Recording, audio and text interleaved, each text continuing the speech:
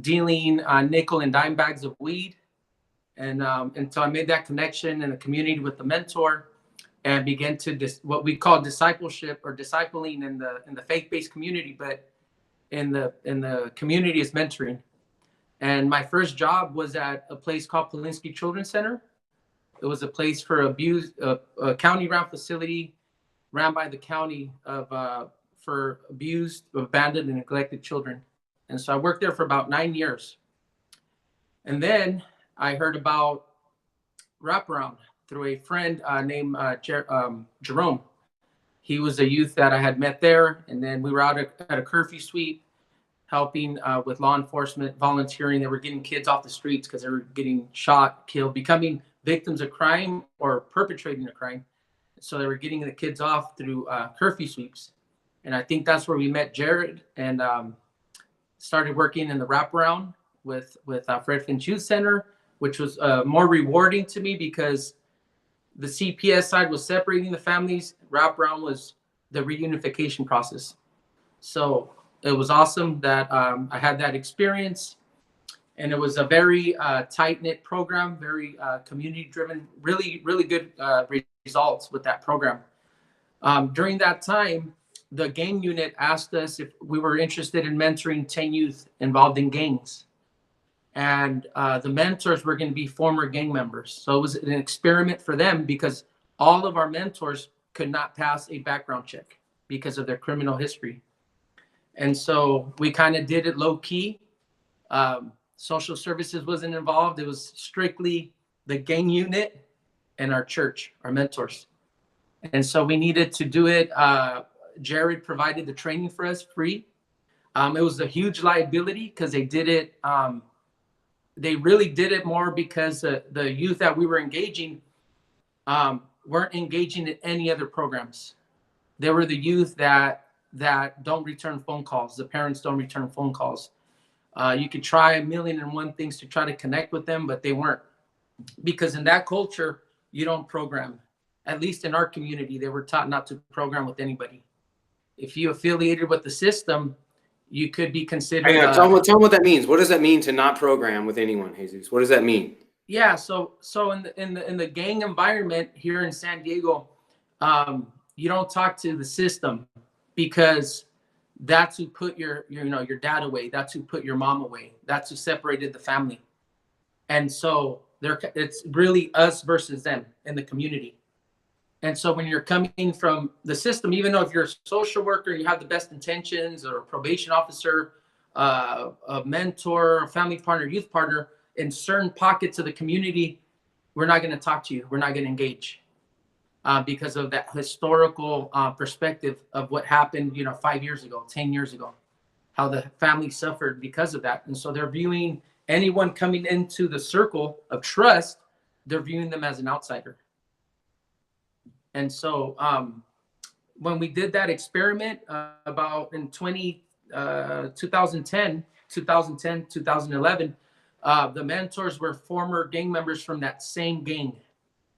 So when they brought the youth and the families to us, we already knew them. We knew each other. So that there was that immediate connection, that immediate trust. So that's a little history on stuff that we've been doing here in the community. In 2018, December of 2018, I transitioned into the city as the executive director of the Commission on Gang Prevention and Intervention for all 9 districts of San Diego. And my whole goal is to wrap up the city, basically. Teach folks that are not familiar with wraparound language, wraparound values, principles, phases, get the city involved. I know the county's involved through programs, but I'm talking about police departments, probation, city council members, the politicians, the folks that make the decisions, so that we can really integrate this on a community level and a county level here locally.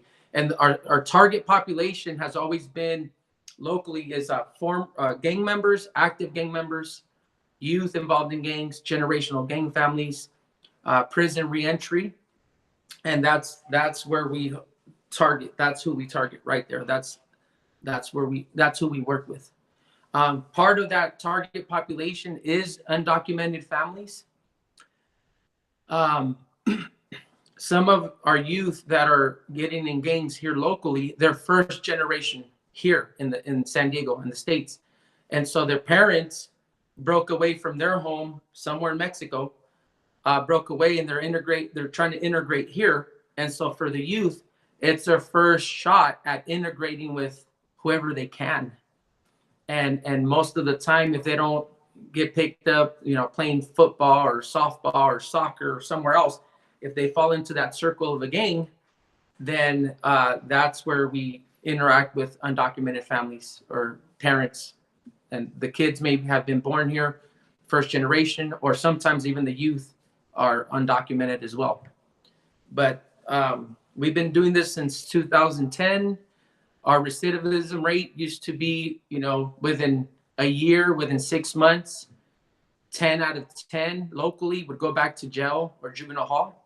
And now it's really reversed. It's about 80 to 90% success rate. And currently, because of COVID, there's been a lot of shootings, a lot of stabbings, but there's been an uptick in shootings because of ghost guns. So a ghost gun is a non-registered weapon. It's off the radar. It doesn't exist. And so we're going to start working with a cohort of youth and adults that have been charged with gun charges, that have a history specifically with guns. And so that's our next initiative that we're going to be doing. But all of these initiatives that we do is using the wraparound model. It's when I say wraparound, it's not the high fidelity wrap that most programs are doing, where there's a huge budget, there's assigned staff, coordinators, therapists, all these people. When I say community wraparound, I'm talking more about if I could put it in a, use this as the example, is the natural support wraparound in the community. So when everyone else is gone, community wraparound is still there. And so and it's really grassroots, it's community driven. Since then, we've had youth and mentors now that have graduated. They're still part of community wraparound, but they're now working with agencies that provide the formal support. So they're doing that and that. They're doing both. I might venture to say, Jesus, that you guys are doing the real wraparound. I was going to say the same exact thing. Do you agree, team? What do you guys think? We're not worthy. I think that somehow, some way we lost it because we had to get it paid for. And so we still have to deal with that deficit-based world, Medi-Cal, mental health, diagnosis, etc. And so, PJ, I think that you may be innovating in ways you don't even know. So, thank you, man. I've got some questions for you. I want to jump right in. Sure. And you take the mic wherever you do. He's a pastor too, so Pastor Jesus will go wherever he chooses. Sure. And we respect that. So, question number one I got for you. Let's see, how to mindfully engage a dad that is undocumented and might not feel safe with us. Let's just dig in right there. So, how can I, as a white male, privileged, etc., engage a young man? How do I do that? And how do I find out that they're undocumented in a safe way that, those dads can feel safe to come and be a part? Because they might be scared to come to my meeting because they're worried that I'm going to, get them locked up. So let's start there. What do you think, Jesus? Sure. So if you don't, so Jared said, let's just say the first contact is going to be a white person or someone that, that's not. It's me, bro. Like Jared, blue eyes, white. It's blue eye, yeah. So say you've already said, okay, there isn't a Jose on my team. There isn't a Maria on my team. Okay. The only one. Step number one. Okay. So you definitely, I would try the other route first, but if you don't have that and you have to go in, first engagement, you have to have food there has to be food, because in our culture, in the Hispanic culture, if you're eating together, you're breaking the ice. They know that system. People normally may not eat with you, but when you eat together and you build that trust, that rapport, we're going to eat. And then you maybe have a translator, interpreter, or use some kind of software to interpret, just to let them know you're there to support, to help. You are not la migra. You're not. Okay, say that again. La migra. Say, everybody say it together. Ready? 1, 2, 3. La migra. So you put that out on the forefront. You're saying no soy migra, no reportes a la migra. You're basically saying I'm not here to report you. I'm just here to help. And that's the elephant in the room, right? Not, saying those words at the beginning, that it's okay to say no soy la migra. So even if that's written down on paper and you bring it down and you just put no soy migra, I'm here to help you, that right there is going to cross some kind of bridge, some kind of barrier. And then, after a couple of days, if immigration doesn't pick them up, then they're going to know that that you were real. This is not funny stuff, bro. I don't know why I'm laughing. After that, they're going to think you did it. Yeah. Okay, so number 1. So you said break bread with dads, especially undocumented dads. Be transparent with them. Go beyond your comfort zone. See, remember I said we get in the way? Go beyond our comfort zone to say, no soy la migra. I come in peace. I come help, right? And the step before that was, maybe I shouldn't show up first. You know what I'm saying? Maybe we should send Jesus as what I describe as a cultural broker. All right. Yes. So not only does he meet the ethnic, racial, cultural upbringing, right? But he's also a dad, right? So sending Jesus, Trojan horse. Not that sounds like we had a secondary agenda, because my goal would be for him to engage, right? But those are my thoughts. Anybody else have any follow-up questions on that one? Jesus, there's over 900 Jesuses in California. So if you don't know one, find one. Yeah, you'll find one. Like 1,800 Jose's. There's like triple Jose's. That's crazy. Okay, next question I got here. What is the best way or ways to build initial trust and rapport? So thinking about dads, Hispanic, Latino, Black, African-American, undocumented, etc. How are we engaging them? Yeah, I think one of the feedbacks we constantly got from youth and families when they would close out, or even now, is when we would advocate in front of them to another system partner. So on their behalf, when we amplified their voice, when we said something on their behalf, or when we agreed with them and not the system. Because from their perspective, they could be thinking they're all in this together, which we are, you have the whole team. But if there's a specific agenda item that you can push that the family wants, that the youth or the dad or the mom wants, and you bring that to the forefront, and you're constantly, you're in their corner, you're going to build rapport, and they'll start calling you for other things. I mean, once that happens, they're going to call you, it's like opening up a can of worms. After that, they're going to be calling you for everything. Right, everything, right? So I heard you saying loyalty. So you have to express genuine loyalty. Yes. And through whether that's an act of service or showing up. See, so you're taught this as a young man, regardless of your ethnical background or your upbringing, you're taught that men show up. Yes. You stand up, you know what I mean? There's a meeting, you show there, you shake their hand. Even if you aren't ready, you still come to, it's just kind of like this machismo male thing that's kind of taught. So I think that it's important that people show up and that they show that they're loyal. Right. If you, I'm glad you brought up the male side of the macho. If you show up into a home where the dad is there, it's very important to address the dad and to talk to the dad, because in the Hispanic culture, they're the hierarchy of the family it could be, it usually is the father, right, the dad. And when they come to the States, they feel they lost all of that. They don't have that anymore. Because now they could be deported, or over here, the culture is different. So they feel they lost that.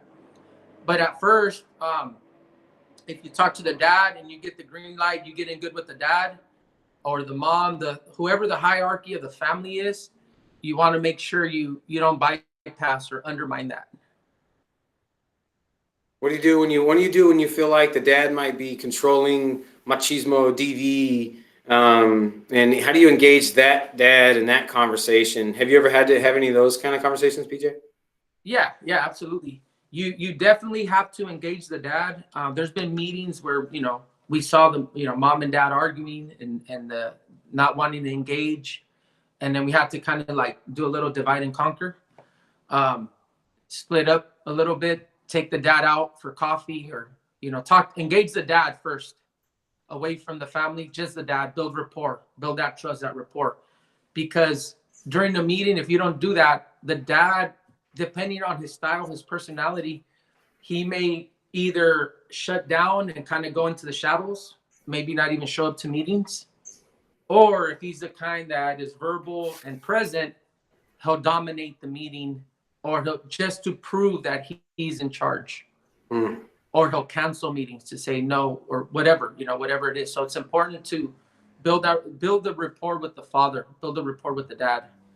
I know Jared always taught us, don't have a little huddle about the family in front of their house without them, because they're thinking they're talking about us right now. So I remember we were in the hallway in the court, and I think it was the attorney and social worker wanted to pull me to the side away from the dad to talk to me. And I was like, nope, he has to go with me. Right. Or if not, it's okay. I'll stay here with him. And they kind of tripped out because they're like, huh? But the dad, he didn't say it, but I could tell his body language, like, oh, wow. He didn't want to talk about me or about my case. And so later on, the social worker came back and talked to both of us together. The social worker went to go talk to the lawyer, but we stayed over here. I'm letting him know, hey, I'm on your team. I am on your team. And at first you'll have to do that, because sometimes the social worker says, well, maybe you're too aligned with the dad. But then there's also times when you align with the dad or the mom or the family, you'll be the first one that can able to say something to the dad or to the mom to say, hey, the social worker means well in this situation. Even though we're supposed to stay outside of like trying to influence the decision. But if it's for the benefit of the family, the youth, the greater good, it's okay to say, hey, but you already have that trust. You already earned it. And you can say it. And then they're like, okay, they'll trust you. And you have like increased influence. Yeah. You have influence to help get their agenda met if you'll let them, if they'll let you do your thing.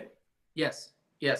And there'll be times where they'll be like, you want to make sure that even though you have that influence and authority now on that team, that you let them know this is your guys's.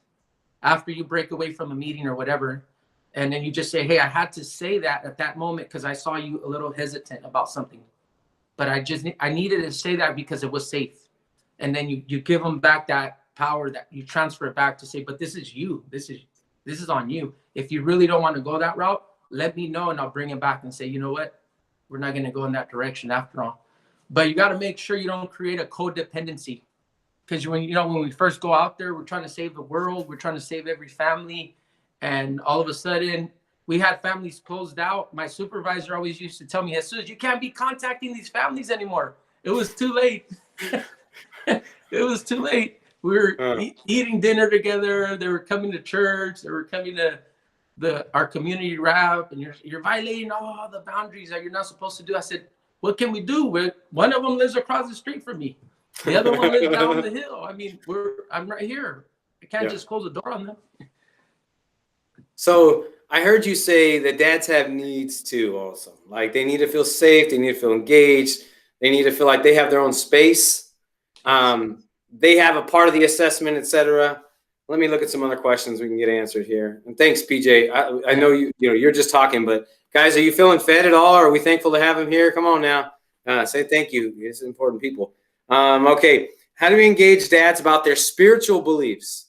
So what's a safe way? Because like I tend to talk a lot about Christianity because I grew up that way. But like there's a lot of other beliefs that I'm ignorant to. So like how do you open that up? Yeah. We once had a family that was a Muslim family, and the young girl that came to our wraparound, she signed up through the diversion, through the curfew suite. I didn't know about this, but you're not supposed to shake hands with the young girls. Oh, no, Yeah, really? I didn't know. So I'm like, hey, how you doing? Welcome. And she was like, and the dad was like, but I think the dad knew that we didn't know, right? So I'm like, Yeah. So he gave you a little bit of grace. yeah. So we're engaging the dad, respecting his beliefs and everything, and then contacting also someone from their house of worship, if it's cool with them, to say, hey, is there anyone else you want to invite that you trust from your house of worship? So even if you feel uncomfortable or you don't know, you're not knowledgeable about something, get someone from their team, from someone they trust, their pastor, their imam, their whoever it may be that can be there for them as well. And I remember at the end, this was crazy. This tripped me out. After 6 months, we're handing out the certificates. We're passing everything out. And, you know, I'm keeping my boundaries and everything. And the young girl, she puts her hand out. Because we actually have a handshake. We grab. Yeah, it's community wraparound. So it's a part of their program. Yeah, it's just part. That's how we meet, how we greet. And she did. I said, no, your dad. And the dad went, go for it. Go for it. I was like, are you sure? Says, go for it. She gave us a hug. We hugged him. The whole family was hugging. And we're like, whoa, that was. But, you know, they went through the program. They got introduced to beans and rice also. So it was a cross-pollination of food. They brought some of their food as well. And it looks like the same food. It was like these little tortillas, this little bread that they have, and they dip it. I said, it's the same thing. It's just prepared different. Tortas. But yeah, we ended up breaking bread, and the girl kept coming back to our youth groups. And I'm like, hey, we don't want to do anything about, you know, that's going to violate your thing. Make sure it's cool with your mom and dad. I said, no, they're fine. They're all, Jesus is in the Quran too. I said, what? He said, Jesus is in the Quran. I said, no. So she brought me her Quran. Sure enough, Jesus was in the Quran. So we started dialoguing about our faith, stuff I didn't even know. And basically I said, wow, we have more, the narrative we see on the news and the terrorists and the Christians going at it. And it's weird that we have more in common than what the media is saying. And we wouldn't have found that out because we build trust with each other. We've been engaging with each other. And so, but can it be done? Yes, you could break barriers across culture, across religions. Once they know it's sincere, it's you care, you just have that compassion of love.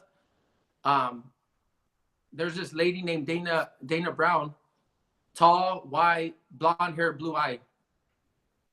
And man, she's more Mexican than the Mexicans right here in our community. She's now like, you know, why? Because of her love. Because of her love. So if they sense that you care for them, if they sense you care, genuinely care, then they're going to trust you. All right, let me find a couple more questions before we run out of time here. If you guys have any questions you want to ask, you know, you can say aloud or give them some feedback here. I'm saying how to engage dads who do not feel they are important or that things would have been better if they stayed involved. So my dad, I remember my dad from prison telling my mom, my grandma, the kids are better off without me. Stop. And if my grandma would have done that, I swear I would be on the other side of this coin. I guarantee you. I know it. So how do we engage those dads that feel like they've either done more harm than good, that maybe aren't the safest to be around? You know, what do you think, PJ? Yeah, we did. There was a lot of circumstances like that the dad felt a lot of shame, or the mom felt a lot of shame. They felt it. And that was a good time for strengths, when you do the strengths assessment and you talk about what are the good qualities. And then that was a good time for me to say, look, my dad growing up, he wasn't the kind that would hug me. He wasn't the kind that would play catch out in the front. He was a worker, but he wasn't nurturing. He wasn't loving. He wouldn't use words of affirmation.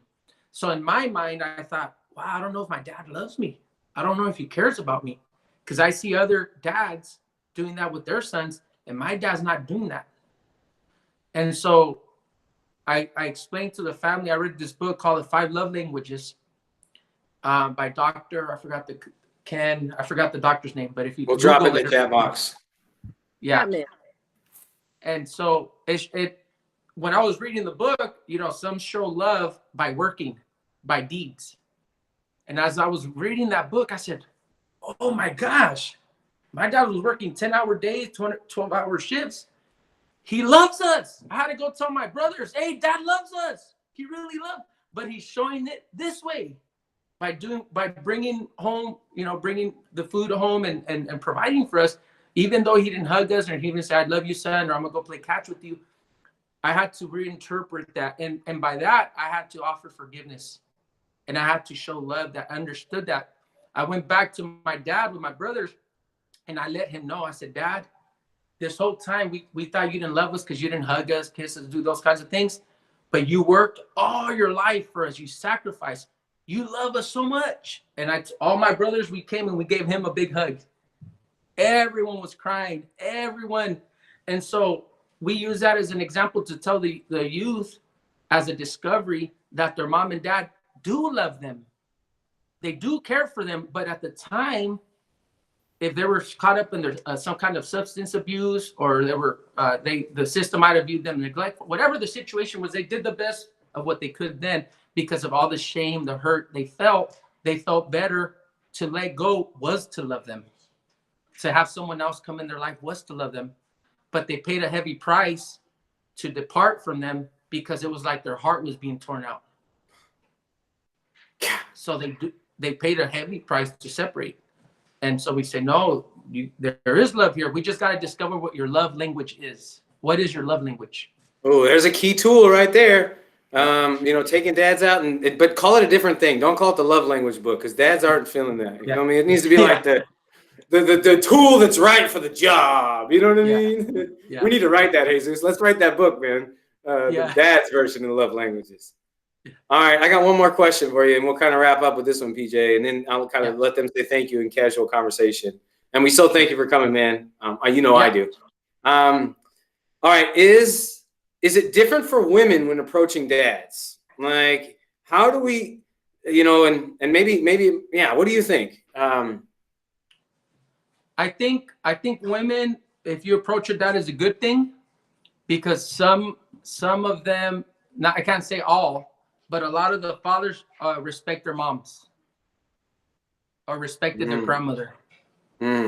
So on that side, from that angle, you have a good way to come in and to help, to assist, because I don't think they're going to view you as a threat. You know, they view you more as a nurturer. They view you more as someone that's going to you know, do what's in the best interest of the family. So that's just from the outside looking in. If it's male or female, don't feel like that's an obstacle. Like I said, Dana Brown, she broke all the barriers. So pink elephant, what about the sex thing? Like, what about the weird, you know, the weirdness of this is the pink elephant in the room, right? What about the like weird, I'm a woman, he's a man, sexual stuff? So I get the like she's the connection between a mom and a grandma. You know, you did that with working with women, PJ. How do you navigate some of those you know, engagement against an opposite gender?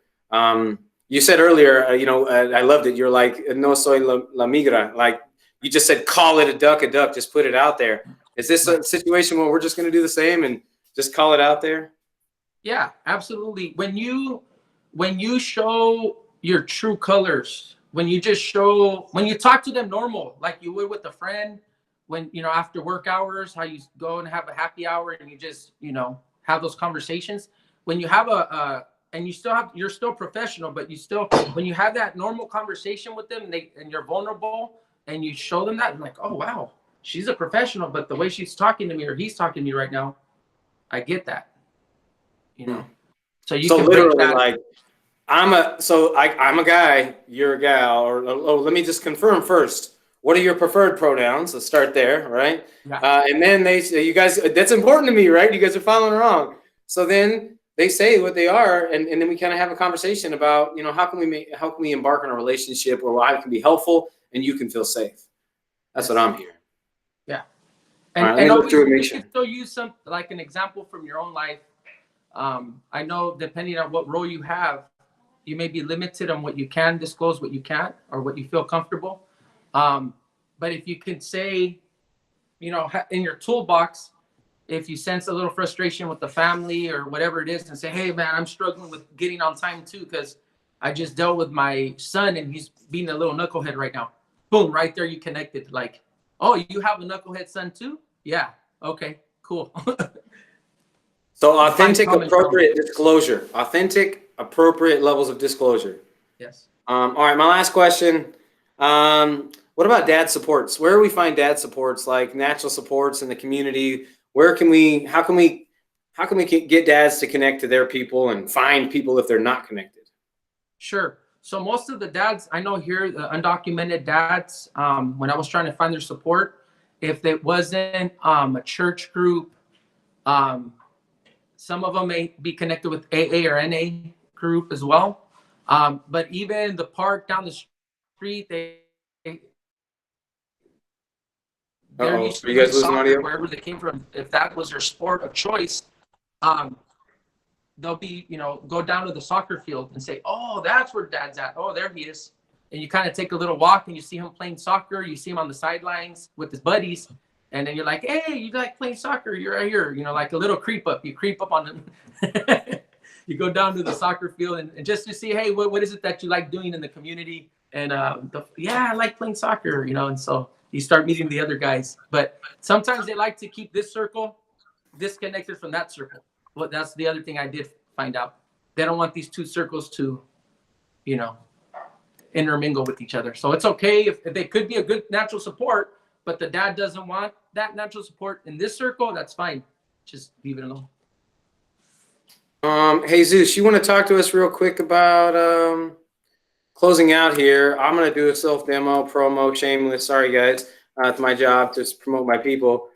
So Jesus, he's a part of authoring a book. It's called Hidden Treasures. You want to talk to him real quick about how they might use hidden treasures as a tool for engaging fathers? Sure. It's not written in Spanish. It's in English, but there's several in that book. We have several of our mentors with all the lived experiences with different chapters of how did it feel growing up with reflective writing questions. Do you remember your first memory? Do you remember growing up poor? So it's a chapter with reflective writing questions. And these are all people with lived experience here in San Diego. So it's on Amazon if you want to order it. Hidden Treasures. And each person that wrote a chapter is an author on there. And we got that title from when we came up. My parents are from down south, Michoacan. They sold a piece of property they never built on. And the people that bought that property, when they started to build, they found pots of gold. Real true story. Pots of gold. They had a piece of land with a bunch of, you know, rocks, dirt, all this stuff. They were sitting on a treasure and didn't know it because it was hidden. It was a hidden treasure. And we use that as an example that all of us have a hidden treasure. We're looking somewhere else. Let's go here, let's go there. But you have a hidden treasure inside of you. Even though it's all the trauma, it's buried underneath all the hurt, all the pain, all the bitterness, all the stuff that happened in your life. But it's deep down. You got to dig it and you got to find it. Man, Jesus, thank you for coming, brother. You guys have any questions or comments? You want to say thank you? Please, now's your time. Jesus, we really, really, really appreciate and honor your presence. I'll let anybody else say hello or thank you or before we jump off. Yes, I want to be the first one to say hi, thank you. I've actually I know I've been to another one of your presentations before. So it was good seeing you again, and this was very informational, and I appreciate it. Awesome. Yeah, you guys look familiar. Yeah. Yeah, get real close, Jesus. Get real close. The camera. Yeah, because I'm using. You probably met at the Partnership Wellbeing Institute. Yes, it was definitely one. Yeah, the Partnership Wellbeing. I've been in RAP so long now. And I know Rachel and Jennifer having some audio problems on their mics. So look, there it is. Jennifer, there you go. Jennifer's got it. She's saying thank you, PJ. I don't know if you can see it. Okay. Rebekah, do you want to say thank you or say any comments? And then PJ, we'll let you sign off, brother. Yeah. Okay.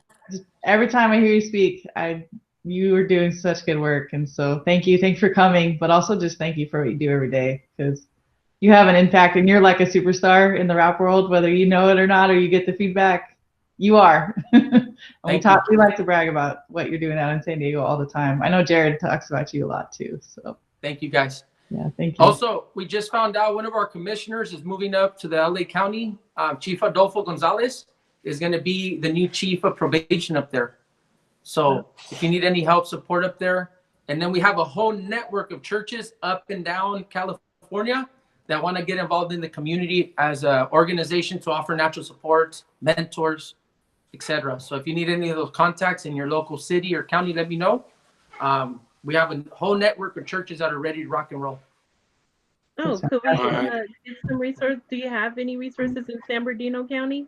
Yep, we do. You want them to email you, call you? What do you want to do, PJ? Yeah, we have at least a couple of churches there called Victory Outreach Church. Oh, okay. Yeah, I've heard of them. Yeah. So all I have to do, their southern president down, he's stationed in San Diego.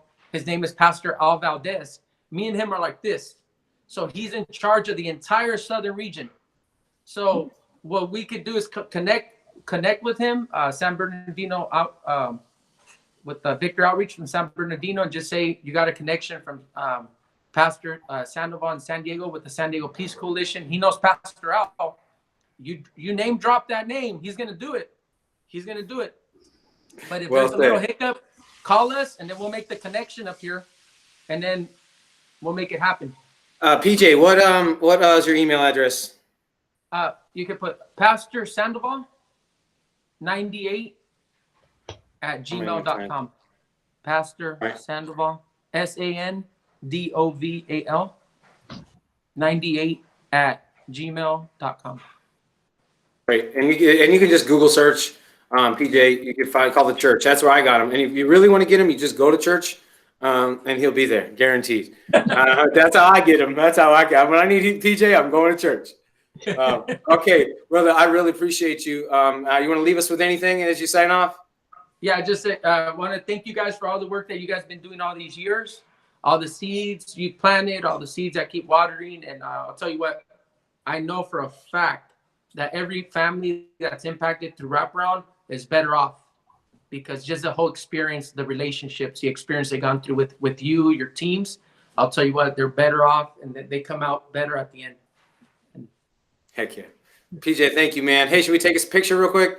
Might as well, real quick. Smile, everyone, if you want. You can shut your camera off if you don't want to be a part of the picture. That's all right, but I like taking pictures and documenting these moments. Here we go. I do it old school, like I got a phone. Here we go. Smile. Awesome. Thank you, guys. All right, everybody else stay on. PJ's going to sign off, and then we'll wrap up our class. PJ, have a good one, bud. I'm kicking him out. All right. So questions, comments, have them, hold them. We're already, gosh, almost, this is what happens. Time flies. I want to share the screen with everyone real quick and make sure that you're all comfortable with getting materials and stuff from the Heroes Network. So I want to show you what we dropped for today's class. Can everybody see my screen? So here's your, oh, there we go. Now it's starting to happen. Come on, screen. So for today's workshop, we've got the attendance form. Make sure you fill that out, so I can know that you're here. At the end, you do get you did get a certificate and a badge. A badge is an online badge you can put on LinkedIn, Facebook, whatever. So you start looking fancy being a part of the Heroes Initiative. So attendance is there. Fatherhood playlist. I put a playlist on Spotify up there about engaging fathers, thinking about your fatherhood cafes. Remember we talked about parent cafes, thinking about, I don't know, you might want to call it a cafe. Dudes like to hang out at the bar or something like that, but maybe that's not the most appropriate. But joke. Call it something else. You guys, the lounge maybe, or I don't know. Don't worry about the evaluation. We'll do one evaluation. I like doing the first class and the last class. That's when I like to do it. So don't worry about that. The link to the presentation from today is also there. I also dropped a document on protective factors. We had hoped to talk a little bit more about this today, but we will not. So I'm going to tell you real quickly. So child welfare and human services, they teach a lot of their social workers and their staff about increasing safety protective factors. So one of the things, if you don't do nothing else with a dad, we should engage them as a requirement, a part of being part of our services. See, it's this requirement, if you will. And I got to coach you and support you on these protective factors. So the 5 protective factors: social connections, childhood development, like you have some education in childhood development. There's 5 of them. The other one is concrete support in time of need. Like, do they have that? So sometimes people want to know, like, what do I do with dads? Like, they're here, but now what do I do? Well, if nothing else, you should increase those protective factors. So there's also a tool I dropped in there. It's Protective Factors Bingo. I have an English and a Spanish version. It's actually public online. But thinking about engaging dads, well, get a group together and how do you educate them? Play bingo about, how do you be a father in your parent cafe, right? And get the dads together. Then last thing I'll put on here, we don't have time to watch it now, but there's a great video. Maybe we'll open with it next time. It's on nurturing fatherhood engagement. And you can watch it on your own, actually. How about that? If you get a minute, you watch it on your own. And then last thing is resources for educating fathers on attachment and bonding.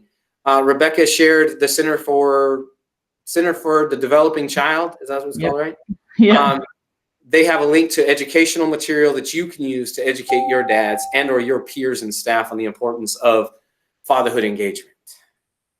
All right, so we're wrapping up for today. Oh my gosh, I feel like it's just like a whirlwind. I hope it's not too much and not too chaotic-y for you guys. Let's just real quick check in with everybody and see if there's something you liked or learned or were reminded of, or if we could do anything better. And Rebekah, if you have anything to say, you got to just cut me off. Oh, I'm going to right now, really quick. Go. I'm noticing a lot that we're talking about, women engaging fathers in this training. I think we're all women, and I think it's an important thing. So I'm wondering if maybe that's something we want to add to our agenda the last couple classes, and make sure that we spend some time on talking about, specifically as women, since we're women here, how do we do this and how do we approach? Does that sound like something we want to do? Thumbs up? Yeah, no? Cool. I think it's something we should add. Because I think it's something that's not talked about enough. Yep. How do you engage a dad around uncomfortable conversations? How do you challenge a dad as a woman? Right. Passionately, that might come off as you being, for men it would be aggression. For women, it's crazy, right? Damn it. Sorry. It's wrong. That's so bad. You guys are laughing, but that's because you guys know me. Okay, so I agree, Rebekah. Let's add that. So let's go. Let's go with Fist of 5 today because we're almost out of time. So Fist of 5. I didn't learn anything. It was nice. You guys were nice and etc. But I could have missed this class. Okay. 5. I'm coming back. Sign up for more, etc. Where are you at? 0 to 5. 0 to 5. Quick check in. Where are you at? Come on. Be honest. You can. Okay. All right. I'm appreciating it. And Rachel's dropping some chat box. I can see her. She's emailing a friend. One of the two. It's all good. Okay, thank you for sharing, Jennifer. I see you, Dr. Lakeisha. Any do-betters? I'm enjoying the training. Thank you. Awesome. Any do-betters? It can feel a little chaotic in our 2-hour workshops. It's kind of fast, and we dump a lot of information. So just want to check in. Any do-betters?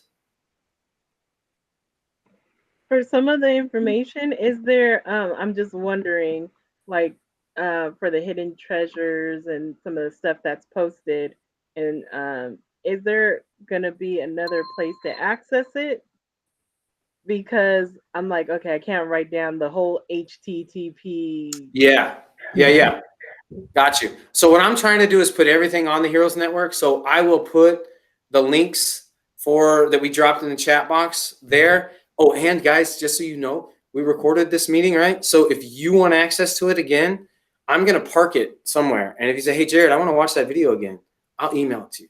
As long as you don't promise to not be like, cut clips of me saying stupid things and put it on the internet.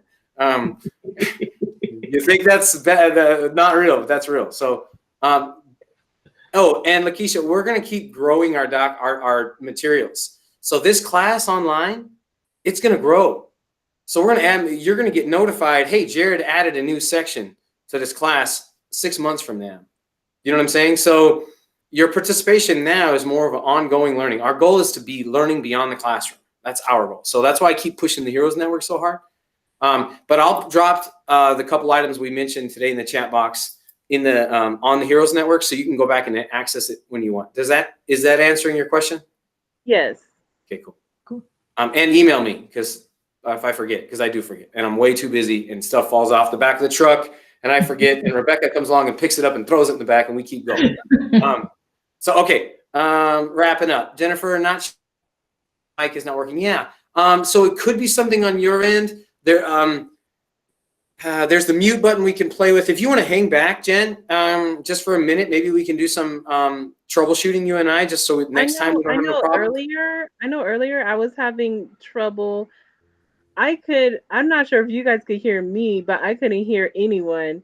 And Okay. I ended up just resetting. I just restarted my laptop, and I guess it Fixed it up. Yeah. Yeah, sometimes it's your computer. Sometimes you have to redo your allow settings, like allow access every time. So sometimes your computer doesn't remember it. And then if you're not using the Chrome browser, either download the app or use the Chrome browser if you can, because that helps. So yeah, and Jen, and I hope it's okay that I call you Jen. My apologies if you don't like being called Jen. But you're also okay. In the future, what we can do is if you have your phone, are you on your phone right now, or are you on a computer? Oh, you're on your phone. Okay. We can connect. You can use a call-in number as your audio. Rachel, you can do that also. So if you go to the invite down at the bottom, you can dial in by phone and have the video on. And then, or if you have a second phone, or if you can be on your computer, you could have the computer presentation and then dial in by your phone. Those are a couple options. But I also want to say you've been super engaging, and we wouldn't have known that your mic wasn't there except for when I wanted you to talk. You guys chatting in the chat box is okay. And like I said, if you're gone and I say, are you there, and you're not, that's okay too, because we live in COVID 2021 and everything is okay now. So, all right. So let's go ahead and start to wrap up. We're at time. I'll say I really loved I needed to hear what you had to say, Rebekah. I did as a father today.